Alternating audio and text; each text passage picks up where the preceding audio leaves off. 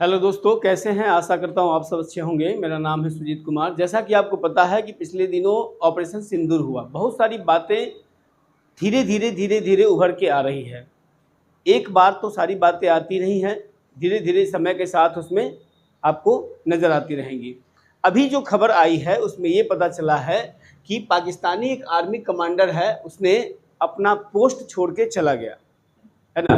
भारत का इतना तगड़ा प्रहार था कि वो अपना पोस्ट छोड़ के ही चला गया, और न केवल छोड़ के गया बल्कि बगल के एक मस्जिद में जाकर उसने लोगों को कहा, क्या कहा कि अपनी लाइफ जो है पहले श्योर कीजिए। यानी उसने साफ कहा कि the office will open later, save your life first. यानी कि भारत के प्रहार का इतना बड़ा प्रभाव पाकिस्तानी आर्मी हेड ऑफिसर था उस पोस्ट का, और उसके ऊपर पड़ा कि उसने इस प्रकार की एक्टिविटी कर दी। अब सोचिए कि ऐसी स्थिति उत्पन्न हो रही है कि आप अंदाज़ा लगाइए कि ऑपरेशन सिंदूर कोई हल्का फुल्का ऑपरेशन नहीं था, बहुत बड़ा ऑपरेशन था। और बेशक इसमें पॉलिटिक्स है, जो भी है, हम उसमें नहीं जाना चाहते हैं, क्योंकि बहुत बड़े लेवल पे, बहुत बड़े स्केल पे इस प्रकार का एक्टिविटी की गई थी भारत के द्वारा। अगर ऐसा नहीं होता तो आप मानिए कि मुजफ्फराबाद के पास, मुजफ्फराबाद सेक्टर में एक आर्मी ऑफिसर था जो 75th इन्फेंट्री ब्रिगेड का ऑफिसर था, उस पोस्ट का सबसे हेड ऑफिसर था। वो भाग के गया, बगल के मस्जिद में गया और उसने कहा कि भैया अपना लाइफ बदलो, पहले अपना लाइफ मतलब सेव करो। बगल का जो जूनियर कमांडर था, जूनियर कमांडर भी भागता भागता गया और उसने कहा, लोकल मस्जिद में छुप गया, और वहाँ पे चूँकि नमाज वगैरह अदा किया जा रहा था उस कंडीशन में कि the office will open later, save your life first. उसने कह दिया साफ साफ। फिर नमाज के बाद सारी एक्टिविटी वहाँ पे थी। ये बातें जो है इंडियन आर्मी ने ट्रैक किया है एक्चुअली, ठीक है। अब इन सारी चीज़ देखिए क्या है, मैं बार बार कहता हूँ कि कोई भी ऐसा ऑपरेशन या घटना होती है उसकी बातें तुरंत नहीं आती है खुल के, धीरे धीरे आता है खुल के। अब सोचिए कि भारत का इतना बड़ा प्रभाव, इतना बड़ा प्रहार था, अटैक था, कि आप समझिए कि पाकिस्तानी आर्मी अपना पोस्ट छोड़ के भाग रहा है। ये डर ही तो है। इंडियन आर्मी की ताकत आज के डेट में बहुत आगे जा चुकी है। उसके पास ऐसा नहीं कि फाइटर प्लेन नहीं थे, F-16 फाइटर प्लेन थे, चीन ने जो दिया था वो फाइटर प्लेन था, सब कुछ था। लेकिन फिर भी भारत का जो प्रोफेशनलिज्म है आर्मी के पास या एयरफोर्स के पास या नेवल के बेस के पास, वो पाकिस्तानी आर्मी या पाकिस्तानी सेना के किसी के पास नहीं है। इसलिए कह रहे हैं कि बार बार मैं स्टूडेंट को भी कहता हूँ, पढ़ाई वाले स्टूडेंट को, कि आप कितना पढ़ते हैं डज नॉट मैटर। आप जो पढ़ रहे हैं उसमें आपकी पकड़ कितनी बन रही है, that is a smart study, ठीक है। स्मार्ट स्टडी पर फोकस कीजिए। वही स्मार्टनेस का परिचय हमारी इंडियन आर्मी ने दिया। हमारे पास अगर वेपन थोड़ा कम भी है, अगर हमने स्मार्ट से उसको हैंडल करना है तो हमारी जीत सुनिश्चित तय है।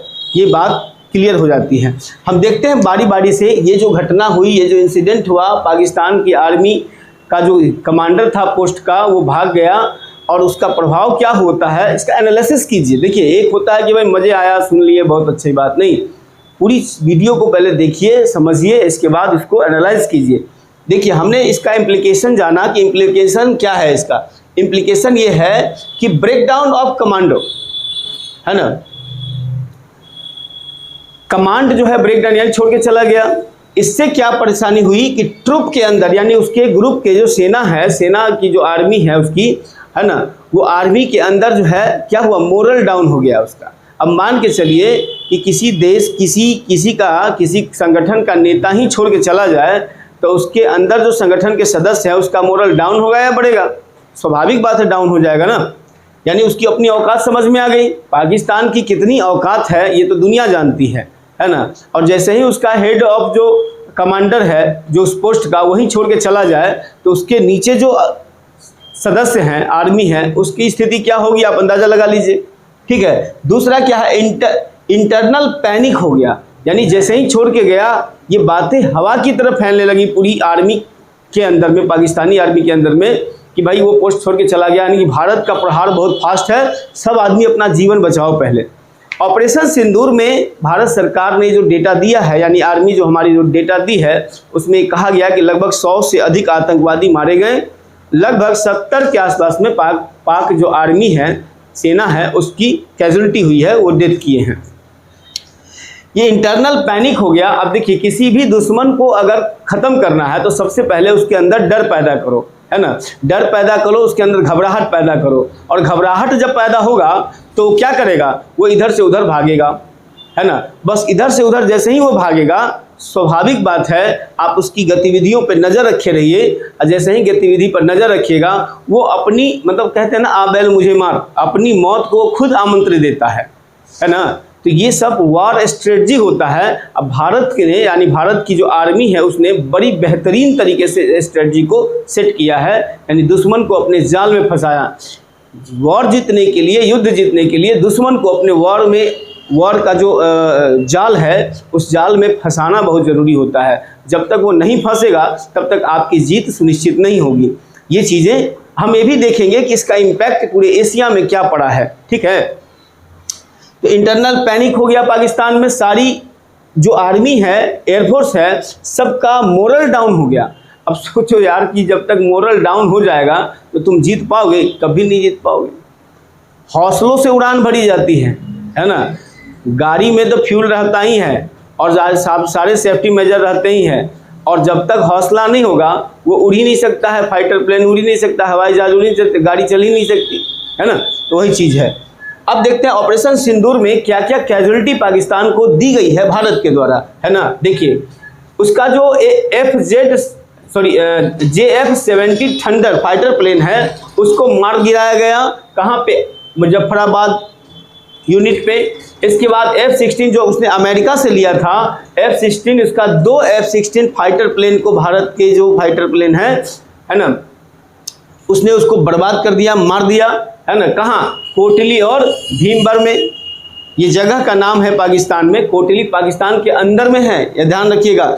इंटरनेशनल बॉर्डर लाइन POK में नहीं है, पाकिस्तान के अंदर है, ध्यान रखिए। पहली बार भारत ने 1971 के युद्ध के बाद पाकिस्तान के अंदर एंट्री किया है इस ऑपरेशन में।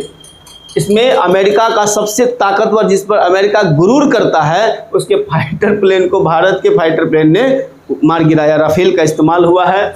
इसके बाद जो सर्विलांस होता है, जो दुश्मन देश पर सर्विलांस यानी नज़र रखी जाती है जिस वेपन से, वो है ZDK-03 अवैध वेपन है। ये आपको बहावलपुर में, बहावलपुर जहाँ पे वही आतंकवादी संगठन जैसे मोहम्मद का ठिकाना, हेडक्वार्टर है ना, वहाँ पे उसको बर्बाद कर दिया गया। वो भारत पर सर्विलांस रख ही नहीं पाया, है ना, और वो भी 300 किलोमीटर अंदर पाकिस्तान में जाकर। ये अपने आप में बहुत बड़ी उपलब्धि है। इसके बाद जो ट्रांसपोर्ट कैरियर होता है, जो सेना के लिए माल यहाँ से वहाँ तक पहुँचाने का काम करता है, सामान पहुँचाने का काम करता है, वो जो है C-13J C-130 जो है, सुपर हरक्यूलिस नाम है उसका, उसको भी सरगोधा एयरबेस में उड़ा दिया। वही सरगोधा एयरबेस है जिसके बारे में कहा जाता है कि ये बहुत ही स्ट्रेटेजिक पॉइंट था उसका, पाकिस्तान का। उसी को हम लोगों ने तबाह कर दिया। अब बताइए, तुम्हारा हार्ट ही ख़त्म हो जाएगा तो शरीर का क्या मतलब है? जब जिस पर तुम नाज करते हो वो उसी को हम लोग उड़ा दिए हैं, तो तुम हमसे क्या मुकाबला करोगे? तुम्हारा तो कहीं नहीं है ना। हम ये जानने की कोशिश करते हैं कि इसका जो इम्पैक्ट है इंडिया का इस एशिया में, ताकत जो है वो ताकत बना कैसे है। अब समझिए, इंडियाज़ की टेक्निकल अचीवमेंट, भारत ने टेक्निकल अचीवमेंट क्या किया है, और विशेषकर चाइना के संदर्भ में ये देखना पड़ेगा, क्योंकि भारत में सबसे ज़्यादा अगर खतरा है तो पाकिस्तान को तो आप समझ रहे हैं, उसका कोई रत्ती भर ठिकाना नहीं है, कोई औकात नहीं है उसका मेरे सामने में, यानी भारत के सामने में। तो मेन है कि चाइना को भी अब ये बात का डर सताएगा कि भैया ऐसा है कि कितनों हथियार हमारे पास है, यानी कि चाइना के पास है, फिर भी भारत के पास जो स्मार्ट आर्मी है वो उसको बेहतरीन तरीके से टैकल करने की क्षमता रखता है। देखिए, इसका प्रभाव क्या पड़ा है कि एशिया में पहली बार ऐसा हुआ है। एशिया में इस ऑपरेशन का जो इम्पैक्ट है, हम बताते हैं भारत का टेक्निकल अचीवमेंट बताता हूं मैं, कि एशिया में पहली बार, है ना, सर्विलांस एयरक्राफ्ट को उसके घर में घुसकर समाप्त कर दिया गया। ये पहली बार हुआ एशिया में।